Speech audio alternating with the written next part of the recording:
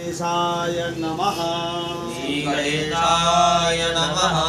लघु सिद्धांत कौमुदी लघु सिद्धांत कौमुदी नत्वा सरस्वतीं देवीं नत्वा सरस्वतीं देवीं शुद्धां गुण्यां करोम्यहम् शुद्धां गुण्यां करोम्यहम् पाणिनीया प्रवेशाय पाणिनीय प्रवेशाय लघु सिद्धांत कौमुदी लघु सिद्धांत कौमुदी अथ संज्ञा प्रकरणम् अथ संज्ञा प्रकरणम् अ इ उड़ अयुड अ इ उड़ अ इ उड रे लृक रे ऋक ए ओम ए ओम ऐ औच ऐ औच ह य व र ट हय वरट लण लण यम यम गण गण नम नम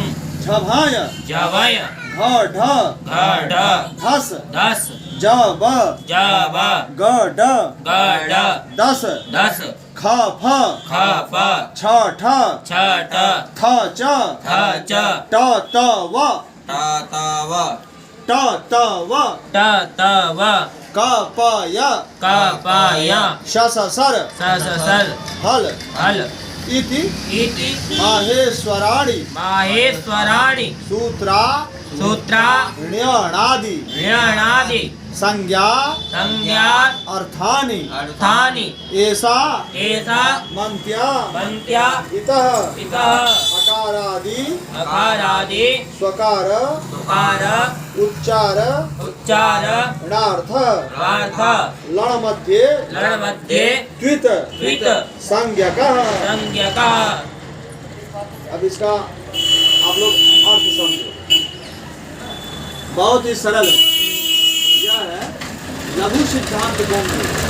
इसका मतलब होता है, लघु का मतलब छोटा, सिद्धांत का मतलब सिद्धांत, और कौमुदी का मतलब होता है चांदनी। क्या? चांदनी। छठा। कहाँ की चांदनी? देखो, कु बोलते हैं पृथ्वी को, कु बोलते हैं पृथ्वी को, और मुद का मतलब होता है प्रसन्नता। तो इसका अर्थ होता है कौ मोदयति। कहा?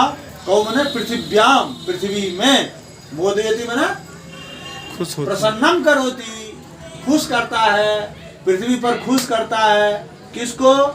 जना, लोगों को, जनान लोगों को। तो पृथ्वी पर जो खुश करता है किन लोगों को? जो विरही लोग हैं, विरह में हैं, किसी के विरह में है, किसी के दुख में है, कोई नहीं मिल रहा है। जैसे राम जी की सीता जी नहीं मिल रही है, तो राम जी और लक्ष्मण जी बैठे हुए हैं, ढूंढ रहे हैं, तो विरह में है। हे खग मृग हे मधुकर श्रेणी। अब तुम क्या देखी सीता मृग नैनी? तुमने देखी मेरी मृग नैनी सीता को? पूछ रहे हैं सबको जंगल में। किसको किसको? खग को, चिड़िया को, मृग को, जानवरों को, पशु पक्षियों को। मधुकर श्रेणी, मधुकर बोलते हैं भौरा को, श्रेणी माने बोलते हैं पंक्ति को। घोड़े की जो पंक्तियां हैं गुंजायमान कर रही हैं, उनको जो है, उनको पूछ रहे राम जी घोड़े से, अरे घोड़ा, तू काला काला घोड़ा, तूने देखा मेरी सीता को, मृगनयनी को? तो कौन? कैसी सीता? जिनकी हिरनी के समान आंखें हैं। मृग माने हिरण है, उसकी आंखें जिस प्रकार से सुंदर गोल एकदम किनारी वाली आंखें होती है, बढ़िया एकदम, ऐसी कैसी मेरी सीता है, उसको तुमने देखा है? तुमने देखी? देखी क्या? पूछ रहे हैं। तो ये कौमुदी का मतलब होता है जो विरही लोग होते हैं, उनके दुख को दूर करने वाली कौमुदी। वो कौमुदी कौन सी है? चांदनी है, हैं? तो चंद्रमा की रोशनी निकल रही है, उसमें विरही लोग बैठे हुए हैं और पूछ रहे हैं, मतलब विरह उनका शांत हो रहा है, उनकी जो ताप है सिर में, वो ताप दूर हो रहा है। यहाँ कैसे विरही लोग हैं? विद्या से जो विरही लोग हैं। कैसे? विद्या से। तुम तो नहीं हो विद्या से विरही के हो, हैं? हाँ, जिसको विद्या न होने का दुख है, विद्या से विहीन लोग जो हैं, तो भटक रहे हैं संसार में, और इस पुस्तक को उस पुस्तक को दुर्गा को रुद्री को पढ़ रहे हैं, सोचते हैं इसी में पंडित हो जाएंगे, तो होते कुछ नहीं है। बाद में जो है वही होता है कि वो परेशान रहते हैं और जीवन में असफलता के किस किस किताब को आगे पढ़ेगा, कितने किताब को पढ़ोगे? दुर्गा पढ़ लोगे तो गीता अशुद्ध हो जाएगी, गीता पढ़ लोगे तो दुर्गा अशुद्ध हो जाएगी, और दोनों पढ़ लोगे तो शिव पुराण अशुद्ध हो जाएगा, और सब पढ़ लोगे तो बाघ अशुद्ध हो जाएगा। समझ में ही नहीं आएगा। इसलिए सबकी ताली यहीं पर है, चाबी सब शास्त्रों की। पूरे संस्कृत वाङ्मय का व्याकरण क्या है? मुंह है। मुखम व्याकरणम स्मृतम, वेद भगवान का मुंह क्या है? व्याकरण है। मुंह से ही मलाई भी पी जाती है, खाई जाती है, बढ़िया भोजन भी किया जाता है। मुंह से ही मांस हड्डी भी लोग चिबाते हैं, और मुंह से बीमार होने पर टेबलेट भी मुंह से ही खाया जाता है। सारे अंग को पोषण कौन करता है? मुंह करता है। इसी प्रकार से व्याकरण शास्त्र वेद भगवान का मुंह है, संस्कृत वाङ्मय का मुंह है। मुंह से ही सब काम होता है। तो कहते हैं लघु सिद्धांत कौमुदी, मतलब सिद्धांत का मतलब सिद्ध संपन्न निर्णय अंते जेषाम ते सिद्धांता। सिद्ध है, संपन्न है, निर्णय। कैसा निर्णय? कहाँ पर निर्णय हुआ? वाद विवाद में। विदुषाम मध्य, विद्वानों के मध्य में वादे विवादे जायते यह निर्णय। वाद विवाद में जो निर्णय होता है अंते जेषाम ते सिद्धांता, वे सिद्धांत है। और ये सिद्धांत कैसे हैं? सिद्धांता नाम कौमुदी, सिद्धांतों की कौमुदी, सिद्धांत कौमुदी। और ये सिद्धांत कौमुदी कैसी है? लघ्वी अल्पाचासो सिद्धांत कौमुदी, छोटी छोटी सिद्धांतों की जो कौमुदी है, इसीलिए इसका नाम लघु सिद्धांत कौमुदी पड़ गया। समझ गए अर्थ?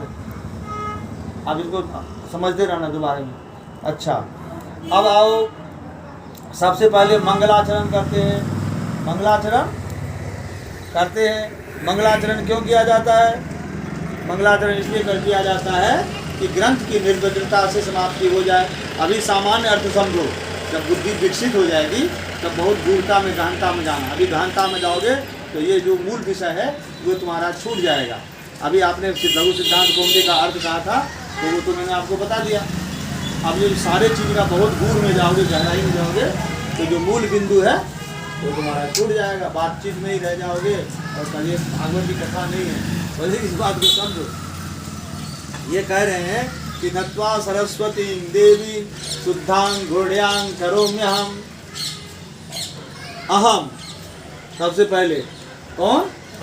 अहम का मतलब ग्रंथ लिखने वाला लेखक। अहम का मतलब मैं होता है। तब मैं कौन? मैं भरतराजाचार्य, मैं भरतराजाचार्य, मैं शुद्धाम गुण्याम सरस्वतीम देवीम नत्वा। मिला लेना सब अक्षर को, इतना काफी पर लिख लेना। ऐसा शुद्धाम मने सत्व गुण, सत्व रूपाम, गुण्याम गुण युक्ताम, सरस्वती देवी हैं, विद्या प्रदायिनी, वीणाधारिणी देवी मातृरूपाम नत्वा, प्रणाम करके शुद्ध सत्व गुण युक्त सरस्वती वीणा पानी माता को प्रणाम करके, नत्वा ने नमस्कार करके, पाणिनीय प्रवेशाय लघु सिद्धांत कौमुदीम करोमि। पाणिनी का मतलब क्या होता है? पाणिनिना कृतम पाणिनीयम। पाणिनि ऋषि के द्वारा जो किया गया व्याकरण शास्त्र है, उस व्याकरण शास्त्र में प्रवेश करने के लिए, उसके ज्ञान को अवबोधन करने के लिए, जानने के लिए मैं लघु सिद्धांत कौमुदी नामक ग्रंथ की रचना करोमि, करता हूँ। लघु सिद्धांत कौमुदी द्वितीया है, लघु सिद्धांत कौमुदी को करता हूँ, अर्थात विरचयामि, रचता हूँ। कौमुदी को क्या करता है? टूटता थोड़े है, क्या करता है? रचता है। इसलिए क्या होगा? करोमि का अर्थ विरचयामि, रचता हूँ। अब देखो, सबसे पहले किसी चीज को बताने के लिए, किसी चीज को समझाने के लिए संज्ञा की जाती है। क्या की जाती है? संज्ञा की जाती है। संज्ञा का मतलब नहीं पता। संज्ञा का मतलब अंग्रेजी में बोलते हैं नाउन। मतलब किसी व्यक्ति, वस्तु, स्थान के नाम को संज्ञा कहते हैं। ये परिभाषा तीसरी क्लास में बताई जाती है। तो यहाँ पर क्या है, न व्यक्ति है, न स्थान है, हाँ ज्ञान है। तो ज्ञान को वस्तु में मान लो। तो किसी व्यक्ति, वस्तु, स्थान के नाम को संज्ञा कहते हैं। यहाँ शास्त्र में जो ज्ञान है, उन ज्ञान को शास्त्र में जो बात बताई गई है, उसके लिए कुछ संज्ञाओं का विधान किया गया है, कुछ नाम धरा गया है, कुछ नाम धरा गया है कि मोहन, रमेश, पप्पू और धीरज और लवकुश भी नाम धरा गया है। वो नाम समझाने के लिए पहले नाम संकीर्तनम यस्य कस्य, अभी तक जो 17,999 श्लोक में जो हल्ला किया है, तस्य 17,999 श्लोक, 18,000 श्लोक है ना भागवत जी में, तो 17,999 श्लोक में जो इतना हल्ला गुल्ला किया है, बताया है, तस्य नाम संकीर्तनम यस्य। 18,999। हाँ, 18,000 में ये अंतिम श्लोक है भागवत जी में। तो 17,999 के बाद हुआ ना 12वें स्कंद का, आज नहीं पढ़े हो, पाठ नहीं किए हो, तो 12वें स्कंद का मतलब जो है 13वें अध्याय का अंतिम श्लोक है। आप जैसे कह रहे हैं ना 17,999। हाँ, तो 17,999 हुए ना, एक कम हो गया तो कितने हुए? संकीर्तन वाला कम हो गया। हाँ, 17,999 हुए। इसमें भी कोई दिमाग लगाना है क्या? तो इन यहाँ पर शास्त्र में अथ बोलते हैं। अथ का मतलब होता है एतत् अनंतरम, इसके बाद में। अथ का क्या मतलब? इसके बाद में। किसके बाद में? यहाँ पर किसके बाद में? मंगलाचरण के बाद में। मंगलाचरण के बाद। मंगल का आचरण।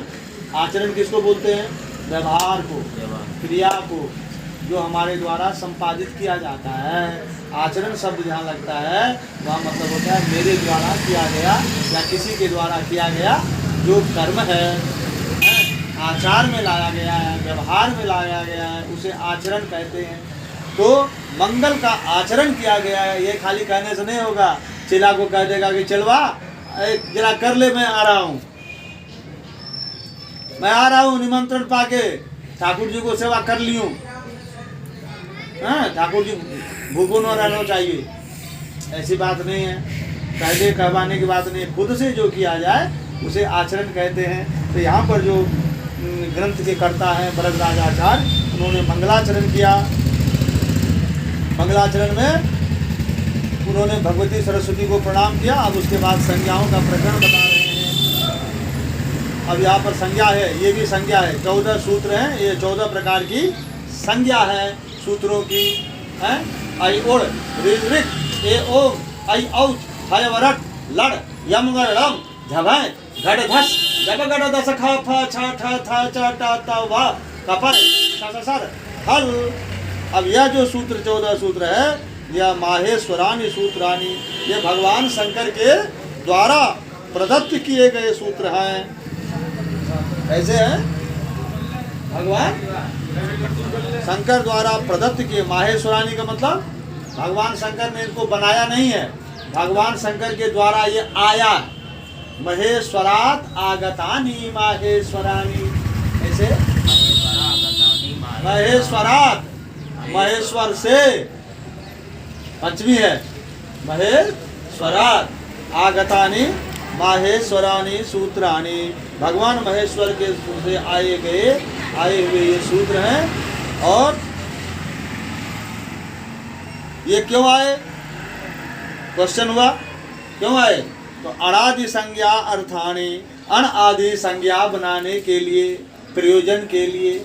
किस लिए? अण आदि संज्ञा को अण आदि संज्ञा को बनाने के लिए। हाँ, उसके प्रयोजन के लिए आया है ये। इससे संज्ञा बनना है, नाम धरना है। अण अक अच हल अल वल रल जल तमाम 42 है। कितने हैं? 42। हाँ, इन संज्ञाओं को बनाने के लिए ये सूत्र आए हुए भाई।